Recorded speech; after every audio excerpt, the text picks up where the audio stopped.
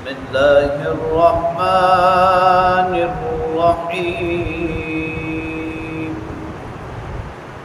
أحل لكم ليلة الصيام الرفث إلى نسائكم هن لباس لكم وأنتم لباس لهم علم الله أنكم كنتم تختانون أنفسكم فتاب عليكم وعفى عنكم فالآن باشروهن وابتغوا ما كتب الله لكم وكلوا واشربوا حتى يتبين لكم الخيط الأبيض من الخيط الأسود من الفجر ثم أتموا الصيام إلى الليل ولا تباشروهن وأنتم عاكفون في المساجد تلك حدود الله فلا تقربوها كذلك يبين الله آياته للناس لعلهم يتقون صدق الله وصدق رسوله النبي الكريم۔ سورہ بقرہ کی آیت نمبر 187 کی تلاوت آپ نے سماعت کی۔ ترجمہ سماعت فرمائیں۔ احل لکم لیلۃ الصیام الرفث الی نسائکم، حلال قرار دیا گیا ہے تمہارے لیے تمہاری بیویوں کے ساتھ صحبت کو رمضان کی راتوں میں۔ ہن لباس لکم وانتم لباس لہن، وہ تمہارا لباس ہیں اور تم ان کا لباس۔ علم اللہ انکم کنتم تختانون انفسکم، اللہ تعالیٰ یہ بات جانتے ہیں کہ تم اپنے آپ سے خیانت کرتے تھے۔ فتاب علیکم، پھر اللہ تعالیٰ نے تمہارے اوپر عنایت کی۔ وعفا عنکم، اور تمہیں معاف فرما دیا۔ فالآن باشروہن، اب تم صحبت کر سکتے ہو۔ وابتغوا ما کتب اللہ لکم، اور چاہو مانگو وہ جو اللہ تعالیٰ نے تمہارے لیے لکھ دیا ہے۔ وَكُلُوا وَاشْرَبُوا، اور کھاؤ پیو۔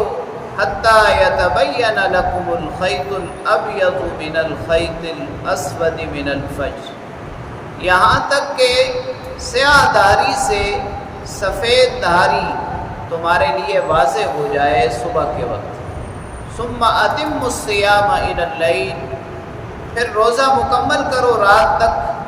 وَلَا تُبَاشِرُوهُنَّ وَأَنْتُمْ عَاكِفُونَ فِي الْمَسَاجِدِ، جب تم مسجد میں اعتکاف کر رہے ہو ان دنوں میں اپنی بیویوں سے صحبت نہ کرو۔ تِلْكَ حُدُودُ اللَّهِ، یہ اللہ کی حدود ہیں۔ فَلَا تَقْرَبُوهَا، ان کے قریب مت جاؤ۔ كَذَلِكَ يُبَيِّنُ اللَّهُ آيَاتِهِ لِلنَّاسِ، اسی طرح اللہ تعالیٰ اپنی آیتوں کو کھول کھول کر بیان کرتے ہیں لوگوں کے لیے۔ لَعَلَّكُمْ يَتَّقُونَ، تاکہ وہ پرہیزگار بن جائیں۔ رمضان کے روزوں کی فرضیت ابتدا میں جب ہوئی اس وقت یہ پابندی تھی کہ اگر کوئی شخص روزہ افطار کرنے کے بعد تھوڑی دیر کے لیے سو جائے تو پھر اس کے لیے کھانا پینا اور اسی طرح اپنی بیوی سے صحبت کرنا یہ حرام ہو جاتا ہے۔ جس طرح اہل کتاب کے ہاں روزے کا تصور ہے، اسی طرح ابتدائے اسلام میں دین اسلام میں بھی یہی تصور تھا، یعنی جب آدمی غروب آفتاب کے بعد سو جائے تو اس کا روزہ شروع ہو جاتا تھا۔ اگر صبح تک نہ سوئے تو روزہ شروع نہیں ہوتا، اور مغرب کے فوراً بعد اگر اس کی آنکھ لگ جائے تو روزہ شروع ہو جاتا تھا۔ اس میں صحابہ کرام رضوان اللہ تعالی علیہم اجمعین کو تکلیف پیش آئی۔ جیسے ایک صحابی کا واقعہ آتا ہے کہ وہ دن بھر مزدوری کرتے ہیں، رات کو جب روزہ افطار کرتے ہیں تو تھکاوٹ بہت زیادہ ہوتی ہے۔ اہلیہ کہتی ہے میں آپ کے لیے کچھ کھانے کے لیے تیار کرتی ہوں، اتنی دیر میں ان کی آنکھ لگ جاتی ہے اور وہ سو جاتے ہیں۔ جیسے ہی آنکھ لگتی ہے تو روزہ شروع ہو جاتا ہے۔ اب سارا دن روزہ رکھا، مزدوری بھی کی، شام کو کچھ نہیں کھایا، اور پھر دوسرا روزہ اسی طرح رکھا تو شام تک ان کی طبیعت بہت زیادہ خراب ہو گئی۔ اسی طرح بعض صحابہ کرام رضوان اللہ تعالی علیہم اجمعین سے یہ غلطی بھی سرزد ہوئی کہ رات کو جب سوئے تو اپنی بیویوں کے ساتھ صحبت کر بیٹھے۔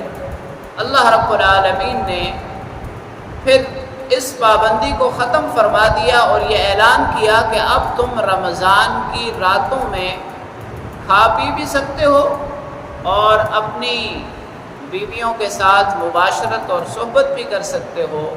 سونے نہ سونے کا کوئی حساب نہیں ہے، اب طلوع صبح صادق سے ہی روزہ شروع ہوگا۔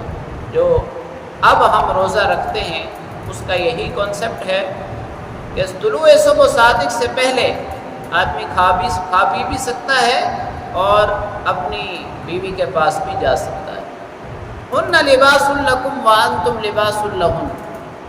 شوہر اور بیوی کے بارے میں قرآن کریم نے بڑی خوبصورت تعبیر اختیار کی ہے کہ تمہاری بیویاں تمہارا لباس ہیں اور تم ان کا لباس ہو۔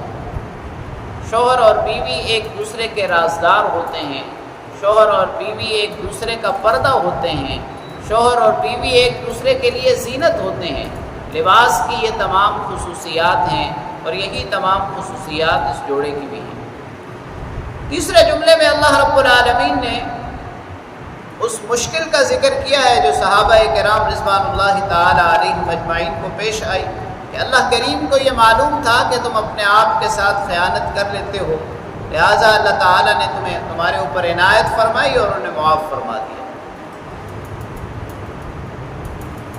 اور پھر خاص طور پر جو صبح صادق کا کانسیپٹ ہے وہ واضح کیا کہ اس وقت تک آپ کھا پی سکتے ہو جب تک کہ رات کی سیاہی ختم نہ ہو جائے اور دن کی روشنی شروع نہ ہو جائے۔ یہاں سے علماء کرام نے ایک بات یہ بھی لکھی ہے کہ سحری کا بہترین وقت رات کا آخری حصہ ہے، یعنی صبح صادق سے پہلے جو آدھا گھنٹہ ہے، اس طرح وہ نماز تہجد کے لیے بہترین وقت ہے، اسی طرح سحری کے لیے بھی بہترین وقت ہے۔